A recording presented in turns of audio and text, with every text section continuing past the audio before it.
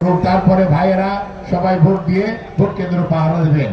আপনারা সবাই জানেন যে আমি আলী আসগার রবি, আমার বাড়ি টোলনা, এই পাশেই ডুমুরিয়া। আমি আপনাদের সন্তান, সুতরাং আমার হক প্রতিবেশী হিসেবে আপনাদের কাছে ভোট চেয়ে নেওয়া। আমাদের এই সিটে বিগত দিনে আমাদের বিএনপির কোনো মনোনীত প্রার্থী ছিলেন না। বিগত দিনে এখানে জামাত, জাতীয় পার্টি, আওয়ামী লীগের ক্যান্ডিডেট ছিল, তারা এমপি হয়েছে। এইবার আপনাদের কাছে আমাদের অনুরোধ, আমরা স্বাধীনতার পক্ষে সবাই মিলে যারা এইবার নির্বাচনে, আপনারা জানেন যে নৌকা নাই, তো নৌকাও স্বাধীনতার পক্ষের, আমরা স্বাধীনতার পক্ষের।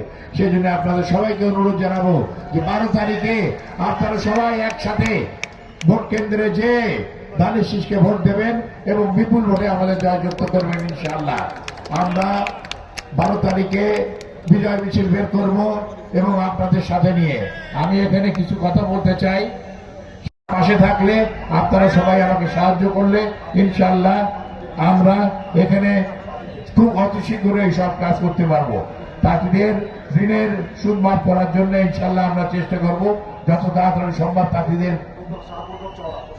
তাঁতিদের ঋণ মাফ করার ব্যবস্থা করব। তাছাড়া ফুলতলা থেকে শাহপুর রোড এবং শাহপুর থেকে দৌলতপুর, এই সব রোড, এগুলো যা আছে ফুলতলা রোড, এগুলো ইনশাআল্লাহ আমরা করার চেষ্টা করব।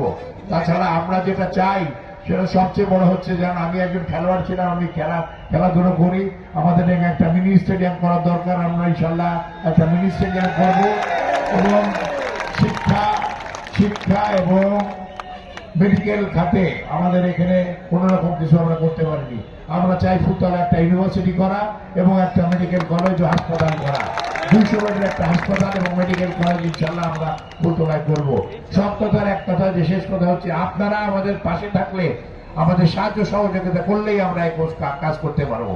এই জন্য আমাদের দরকার আগামী 12 তারিখ সকালে যে প্রথমে মা বোনেরা সবাই ধানের শীষে ভোট দেবেন, তারপরে ভাইয়েরা যারা আমার এখানে আছেন তারা ধানের শীষে ভোট দিয়ে ভোট কেন্দ্র পাহারা দেবেন। যতক্ষণ পর্যন্ত ভোট কেন্দ্রে পাহারা দিয়ে ভোটের কাগজ ভোটের অফিসারের থেকে না আনতে পারেন, সেই পর্যন্ত ভোট কেন্দ্রে থাকতে হবে।